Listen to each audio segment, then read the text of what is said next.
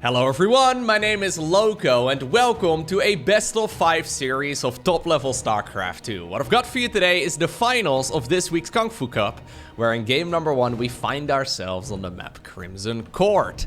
Spotting here in the top right hand corner, playing with the red Protoss probes, we have none other than Classic, and his opponent with the blue Zerg drones. In the opposite corner of the map, we're looking at Solar's main hatchery.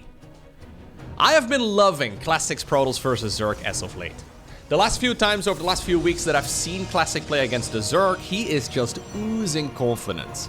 He's still going for a lot of Stargate builds, but he's been mixing in a ton of Glaive Adepts, which is pretty cool because it's been Glaive Adepts into Immortals. Usually a bit uncommon, not really something we see all too often historically, but it seems like he's been getting a ton of value, at the very least catching Zerg players off guard once again with Glaive Adepts. It's hard to say if it's actually a good build, or if Zerg players just haven't played against a lot of Glaive Adepts over the last couple years, so they are not quite as familiar with their defensive capabilities. I mean, for the longest time, of course, we have seen those Oracle openers, Oracles into Adepts, but just straight up Glaives is relatively uncommon in 2024, and Classic seems to be very comfortable playing that. But it's not just the early game. In the late game, I've also seen him play a lot of Immortal Archon. The transition towards Stargate and the Mama ship and whatnot has looked pretty smooth.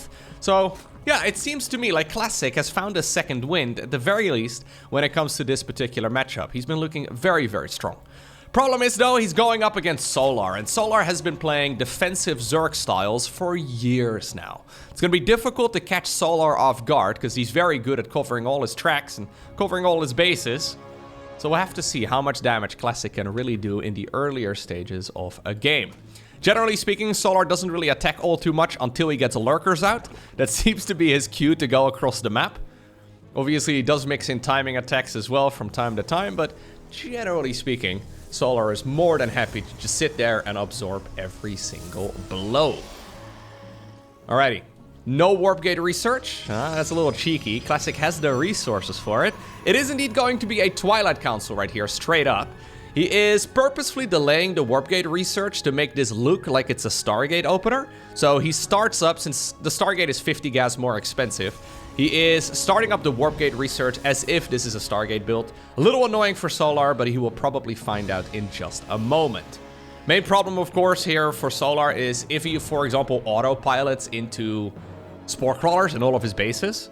So if you're a ladder hero and you go for Spores... Oh my god. Alright. If you're a ladder hero and you decide to go for a bunch of Spore Crawlers at like 4.5 minutes... I think, by the way, somebody lagged out or something like that. Anyways, you would be in a little bit of trouble against a Glaive Adept opener, because at that point, you have just wasted a bunch of resources. The pillar is right over here. Cheeky little Stalker, trying to guide the Overlord. Looks like this is, I'm assuming, Glaives. This is looking like the conventional style of going Glaives, yeah. Curious to see if he wants to go Glaives into Dark Templar. I believe I've mentioned this before in a previous cast over the last week, but I've always been a fan of Glaive Adept into Dark Templar. I think it's a fun strat, but not really something we see all too often at the pro level. Although, in general, we don't really see a lot of Glaive Adept. This is the old school style, though. Yeah, good old Glaive Adept, or Glaive Adept rather, into, well, Prism with 4 gateways in total, and then we'll probably see a third Nexus start up right over here on the right side of the map. This is, by the way, the updated version of Crimson Court, where the rocks over here have been reduced. There used to be 4 of them, but now there's only 2, which is a whole lot more reasonable. I don't know why there were 4 in the first place. Now, at the very least, in the case right here for Solar, he is going to be able to get some damage done on the rocks. I don't know if he's going to be able to finish killing them, but at the very least, there is the threat of a counterattack towards a base over here on the right. Already, though, it's pretty clear here for Solar that something is a bit fishy. He would have expected an Oracle by now. He also would have expected a third Nexus. He's not seeing either of the two. Prism here has been spotted, so now he must realize that something is a little funky. Roaches start up. I think this is good for Solar, though. He's sitting at 39 drones, which is pretty much all you need. 39 drones is excellent when it comes to defending against Glaive Adepts. Usually it can go up to about 42, kind of depending on how well the early game really went. You could go for like a Spine Crawler too if you're feeling like you need one, like a Spine Crawler over here at the front, or maybe in a natural can be super helpful. Instead, we have a Spore Crawler coming up. That's because the one in the main base, or the one from the natural, is wandering on over towards the main, but it's not within range. Glaive the depths, though, in the meantime, over at the third, just going after the hatchery itself. Good crisis management here, though, for Solar for now. He is going for 5 Overlords, which is a bit unfortunate. Hatchery did take a beating over at the third base location, but it should be fine. Immortal, by the way, on the back of this. So no third Nexus, which is weird. There is just no third Nexus anywhere to be seen. Adepts right now committing to the natural. Honestly, any worker kills here is really good. Zerglings, by the way, still working on those rocks on the other side of the map. Fully anticipating that they can shut down a Nexus. But there is no Nexus to shut down. Yeah, so this opener is pretty normal. But the follow-up here from Classic is odd. Not something we normally see. It's basically him transitioning now towards an Immortal Sentry Adept all-in. So he pretended like he was mining out those mineral fields. Overlord ended up going down. Look at him. He purposefully only mined out the few mineral fields facing the Nexus. So it's still fully walled in on that site. He may go for a base here in just a moment, as he's still harassing, by the way. 16 Adepts for 32 Lings and 11 drones is not bad for Protoss whatsoever. Normally, I'd be criticizing the timing of the third Nexus, but this becomes such a tricky game right now for Solar to play, because what exactly do you do? You've just made all this army, but are you just gonna let it sit here? Do you go for a Queen March now? Where exactly do you decide to put your focus? Well, Queen March would be a bad idea against an Immortal Sentry follow-up, I can tell you that much. Classic is going to be going across the map here again at some point in the near future. But it's difficult here for Solar to decide, okay, do I want to make units? Do I want to make drones? That's exactly what Classic is scouting for right now too. He wants to see, hey, is this a heavy commitment with drones? Or is this going to be a transition from our Zerg player into a lot of army? Adept gets sacrificed, but notices the lack of workers over at the mineral line. And this is a pretty clear indicator that Classic doesn't need to do too much. I don't think he really needs to be aggressive. He could definitely test the waters. You can retreat relatively easily on Crimson Court, so it shouldn't be a disaster, especially with this many sentries, but I don't think he really needs to be aggressive. He can just sit on 3-base economy and match the Zerg just fine. Solar, by the way, has been making non-stop army here for a while. He's fully anticipating a attack here from Classic, but now that it's not coming, he's sort of forced to go for a push himself.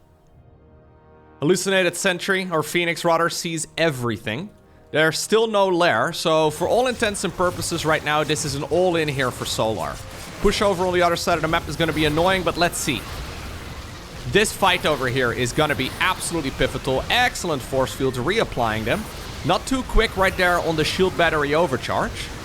Okay, stepping away as well from all of those corrosive biles.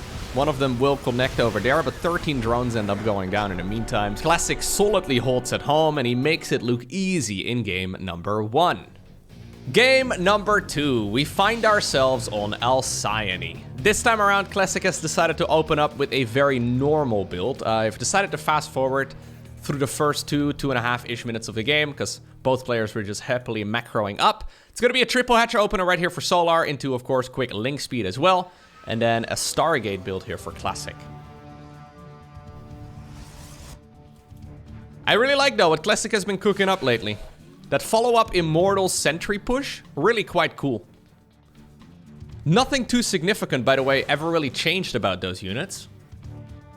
I guess sentries now are no longer light since the newest multiplayer balance patch, but it doesn't really affect this particular matchup all too much. I guess Classic has just found new ways of playing the new maps. Alright. How much damage can we do right here with Oracles, though? There is an Oracle available right now. Those Adepts just scouting around, trying to see where the Overlords of the opponent are located, so you can try and create a bit of a path right here for that Oracle to get to the other side. Maybe the Oracle opener is still the best build to play. I believe it is. But since Zerg players have faced against this literally tens of thousands of times, they just know exactly what they need to do in order to defend it. So Queen's already waiting inside of the main. We do have a bit of a Zergling counterattack, okay. One of the adepts goes down. Careful on this one, okay. Trying to reduce the surface area here by plugging that adept in between that wall and then also the Vespian Geyser. You can't walk on glass. As we all know, Zerglings are terrified of walking on glass. Actually, I didn't realize that when I first saw this map. I was like, wait, this looks like a wide open natural. But no. This is inaccessible. There's just... I don't know. Maybe Zerglings are too heavy. Maybe it's the... You know, it does have that little shimmer to it, right? Maybe this is the in case of emergency glass that you have to push through whenever there's like an emergency. Yeah, maybe that's what it is. So Zerglings obviously don't want to walk on that. It'd be terrifying. Alrighty. Twilight Council together with a Forge on the back of this right now for Classic.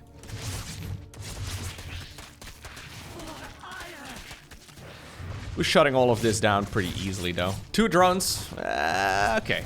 2 drones is not ideal, and losing an Oracle there as well is also suboptimal to say the least. So a good start right here for Solar. So now Solar gets to do what Solar does best. I feel like he survived what for him is the scariest part of the game. Now he gets to play the macro game properly. We should see Blink here in a moment. As soon as Classic realizes that he's got the resources for it. Classic, hello. There it is. He was waiting for 150 minerals. He's got a lot of gas already, though. We're gonna take some more gases. Oh, Stalker's actually blocking the gas production there for just a moment.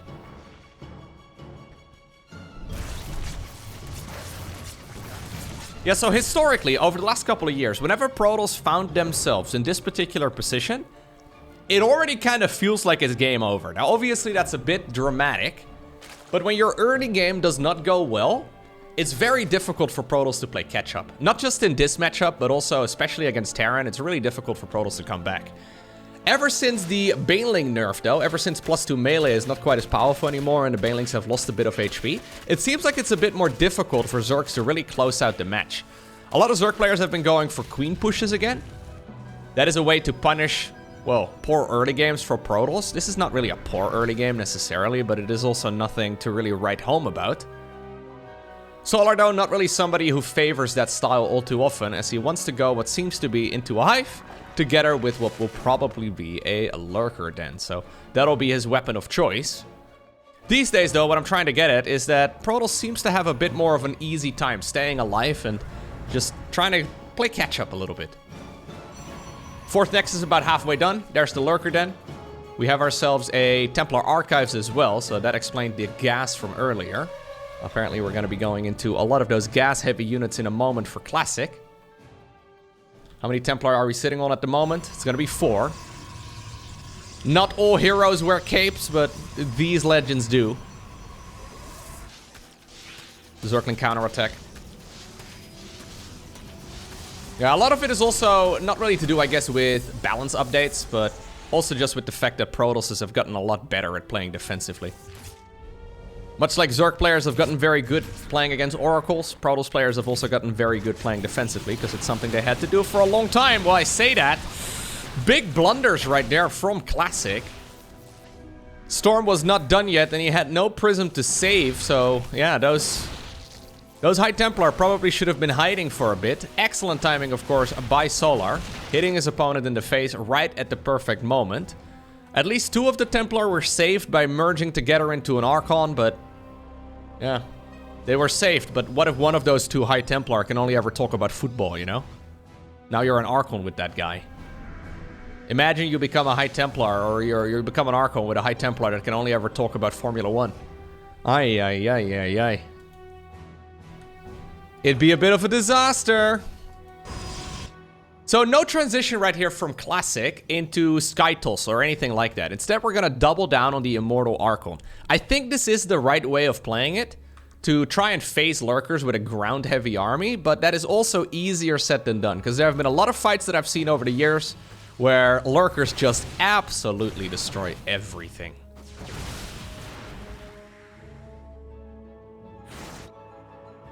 Alrighty.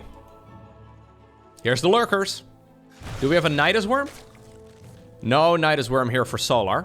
We'll probably just go for a full frontal assault.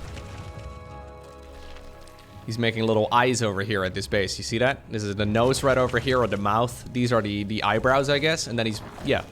Aw, he put little eyes on his expansion. One of the ears. There's only one ear. Yeah, the other one's missing. Oh, a couple of Protoss units derping out a little bit on that watchtower. But yeah, this is where Solar is going to try and tighten the noose. He's also ready to start up a transition towards a Brute Lord army, I would imagine. Or at the very least, the potential to go into Corruptors. There is a Skytools transition on the horizon here for Classic, who's trying to slow down the advancement here of this attack. He still needs to max out. He's got Immortal still coming. Charge is also not finished yet, so he is not ready to defend against this push. Slowing down the Zerg here in any way possible is absolutely pivotal. Then again, though, Solar did start moving nice and early as well. Okay, another storm goes down. One of the observers falls. High Templar a little overextended. One of them goes down. +1 air weapon starts up too, though, for Classic. Solar started pushing nice and early, but he's still not able to get on the opponent's side of the map right when he intended. Oh, it's gonna be Tempest. Ah, cool. Classic going straight into Tempest production. Zealot run by. Also just meant to buy time. Tempest, of course, are capable. I think we need 5 of them to one-shot a Lurker. Either way, that's not really the goal, to try and one-shot them, but ultimately there is a bit of a timer right here on that that ground unit for the Zerg. And so far, the scary push that Solar meant to go for, yeah, it's not really looking that scary at all. Look at him. He's even feeling confident to go and march down the ramp. Reinforcing Zerg units, though, do show up, and I wonder if this was maybe a bit of an overextension right here from Classic, as a lot of his units end up getting surrounded. Classic drops down in that army supply in just a matter of seconds. Tempests are here, though, and there's no easy counter for our Zerg to try and deal with those Tempests. Sure, he's got Hydras. Hydras are pretty good, but they're also, yeah, having a hard time really reaching those Skytools units. So here we go. I think Classic needs to be firing with them the entire time. Going after the Overseer is an excellent choice because that prevents the high ground vision, but I guess the Zerg units are going to try and move up to the high ground. Okay, some good storms end up going down. Zerg is forced to back off. Lovely stuff. Not perfect control right there from Classic, but good enough. Alrighty. +1 air weapons is nice. Mostly for carrier production, though. Obviously, Tempests do benefit from it, but especially the carrier, I think, is a really good weapon of choice. We're gonna go and prioritize the Mama ship here instead. Very cool. I'm always a fan of the unit. But of course, Solar against those Tempests is going to be making Corruptors. And it is a little bit risky for Protoss to make that transition towards the Mama ship when you know that you have just forced out a bunch of Corruptor play. Because it happens quite a bit that we, yeah, just force out a bunch of Corruptors and then suddenly the Mama ship also gets countered. Not really what you're hoping for here. Okay. Solar has weathered the storm, quite literally. But I think he meant to deal more damage with that attack. He didn't really achieve that much. Yeah, considering Protoss did throw away a big chunk of their army at this phase right over here. Considering Solar has been ahead as far as the army supply count goes for a long time too. Once again, I don't think you should be down here, should you? There's nothing here for you, Classic. Okay, some really lovely storms, though. Okay. Dangerous decision. Those are very low HP Hydras that get morphed into Lurkers, but it looks like they will stay alive for now. I say that, this is expensive. You really can't afford losing these. One storm! One storm! Do it! Yes! Oh, my lord. Oh! That is hot. So units, by the way, when they pop out of their cocoons, they do spawn with full HP, which is why Solar decided to go for the lowest hit point Hydras that he had. Archon's trying to chase down all of these units, but ultimately, yeah, those flying units will end up going down. Mama ship trying to hide. She's sneaking away. I think Solar realizes, though, that there is a Mama ship out there somewhere, and he's trying to figure out where she went. There we go. He found her. No one's safe. And this is a Mama ship going down before really doing anything. But the Archon Immortal ball, though, it's been growing. It looks like we don't really have any Templar in the mix anymore, but that is an awful lot of Archon Immortal. And the ground army here from the Zerg, oh, is getting absolutely ravaged. Wait, ravaged? Ravaged. A little bit better, yeah. Getting absolutely destroyed is what I'm getting at. Corruptors in the meantime tried to see if they could camp those Stargates for a Protoss to ravage or something. Something really cursed has to happen. Anyways, they wanted to spawn some units. Apparently this Tempest though also really wanted to die. It didn't really need to do that, but with the entire Protoss army going towards the other side of the map, I didn't quite have my camera on that because I was chasing down those, I don't know, those Corruptors, but with the entire Protoss army going across the map, look at this. Just a gajillion Archons and Immortals.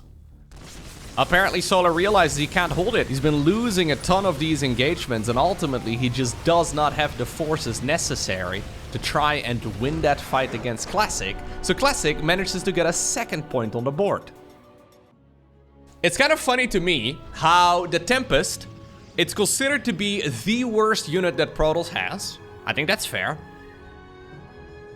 It also didn't really kill anything important in the previous game. I think that's also fair, but it did ultimately allow Classic to obtain the victory. Because of those Tempest, Solar had to make Corruptors, and because Solar made Corruptors, the ground army from Classic got a whole lot better. Against carriers as Zerg, you have the alternative option to go not into Corruptors, but to go into Vipers. But obviously, well, Vipers are units that the Tempest can just shoot out of the sky. So even though the Tempest themselves kind of sucked, they ultimately did obtain, or help obtain, the victory by enabling that ground Protoss army to deal more damage. It's a very backhanded compliment. I'm sorry to those Tempests. You guys tried your best, I'm sure, but you didn't really deal that much damage. It's just that you're scary enough to warrant a reaction. But that's really the only thing. They become scary when there's a lot of them. When it was only like 2, I think there were at most like 3 of them out at one given moment. When it's only a handful of them, it really doesn't deal that much damage. Anyways, straight Robo facility here from Classic. No, I was gonna say, I just missed the production tab. That makes no sense. Be a very late Robo facility. Instead, it's gonna be a Twilight Council. Okay. So Twilight Council, I'm assuming once more into Glaive to Depth. We should see that start up right about right now. Could also be Dark Templar. Nope, it is gonna be Glaives. Yeah, so there's no rush when it comes to the Glaives research. Generally speaking, you would always rush out this upgrade, but Classic had the money for it for a little bit. He obviously had the Twilight Council sitting around for quite a while. Obviously, that means he is gonna delay his attack a little bit, but he's not really busy trying to get it done as quickly as possible. That's sort of yeah, that's the difference, I guess. This is not really a Protoss attack that is in a real hurry. As long as it shows up, it's good enough. Well, I do believe, though, that Classic should have started it up a little bit earlier here, because there was really no reason for him to delay it. Probably could have saved himself at least a chrono boost or 2. But it doesn't seem, it's a bit different than what we historically saw a lot with the Glaive to Depth openers, you know? Like, historically, they would always try to rush it out as quickly as possible, but that's not really what Classic is going for here. Looks like it's a variation, too, compared to game number 1. I think Classic is gonna be following this up with a quicker third base, or at least he was thinking about it, but one pesky little Zergling. Apparently that's enough to shut this down for now. Alrighty, so here we go again. 4 adepts at a time. I'm assuming the Prism is gonna stick around, but it could also go into the main base. Love this here for Solar. Completes the wall off, makes it impossible for those adepts to go in. This is something that Serral has been doing a lot in his games. There's the Immortal production. Again, no third base. Solar has got full vision of this, so he realizes exactly what he's playing against. Adepts in the main base, they get warped in over here. They try to shade on down towards the, okay, to the natural. They do get it done. Hello. That was a bit awkward. Apparently we did not re-wall in once more, and suddenly the floodgates have been opened. Solar making a blunder, and ultimately that's now allowing a lot of those adepts to kill a lot of those drones. Solar trying to catch up here again in the work account just by, well, making a lot of drones, but he is already down 11. Yeah, that is a lot, and I think there's a bunch more going down. The follow-up attack from the Immortals is going to be really scary. Late third Nexus though, nearly 6 minutes of in-game time. That is like 2.5 minutes later than you would have taken that base with a... with a Stargate opener, like for example what we saw on Alcyone. Yeah, you know what? In small numbers, those roaches are actually killable. So many drones falling. Margin for error is absolutely tiny here for Solar. Him not re-walling himself in. It's kind of like letting Adept shade into your base in a Protoss versus Protoss. Now, ultimately, Solar shuts this down because he shuts down the Prism. Classic got a little... Okay. A little overly ambitious. Now, apparently, Solar, though, does feel the need to go across the map. He's been making army for a while, but he did actually re-drone quite effectively. I don't think he really needs to be aggressive. He needs to be careful, though. With good force fields, those immortals are, yeah, very scary. Okay, good. Good start right there for the fight for Classic. Bunch of free roaches. Other than, I guess, some energy. Adept, by the way, still managed to go around the map once more. Okay, at least the Adepts are blocked out of the natural, but it also means that those drones are gonna have to run away even further.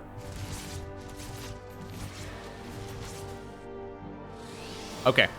Classic is gonna go for an attack of his own, I would imagine. Oh, well, I say that. He starts up a forge. Problem is, he's quite far behind as far as the income goes. So obviously there have been a few moments where those drones had to run around. But when the dust settles, Solar should just find himself with a much bigger economy than his opponent. And right now, he's sitting at 69 drones. I think that's pretty nice. Sorry, couldn't resist. Classic indeed is gonna go for an attack. He warps in another sentry. So look at this. It's once again an Archon Immortal... No, it's not an Archon Immortal Sentry. No. It's just an Immortal Sentry push. Which is funny because this is what MC, for example, used to win tournaments with back in like 2012. The game's very different now, but Immortal Sentry is a classic unit composition. Then it was never played with Adepts because they didn't exist. They weren't introduced until later. Not the perfect micro here from Classic, though. I mean, the force fields are real good, but he's taking one too many corrosive biles. Those Immortals just deal so much damage. Yeah, those roaches don't stand a chance. The Adepts also don't need to be you should not underestimate the Adepts, though. They actually put in quite a bit of damage. They also can, of course, shade around, and Zerg is gonna have to occupy part of their army whenever the Adept shade gets activated to try and... well, make sure that the units don't just get into a mineral line, but it looks like the main fight is not one that Solar can win, so despite the fact that he's got himself an economical lead, it's Classic who obtains the victory, once again playing this very interesting Adept-based unit composition. I think it's really cool. I really like the way that Classic is approaching the matchup. I hope you did as well. If you enjoyed this video, hit that like button down below. I know it's a little annoying that I ask, but it's a very easy way of directly supporting the channel. And if you really enjoyed watching this, make sure you hit the subscribe button so you get notified as soon as future videos go live. For now though, have a great rest of your day. Don't forget to smile, and I hope to see you once again very soon for another video.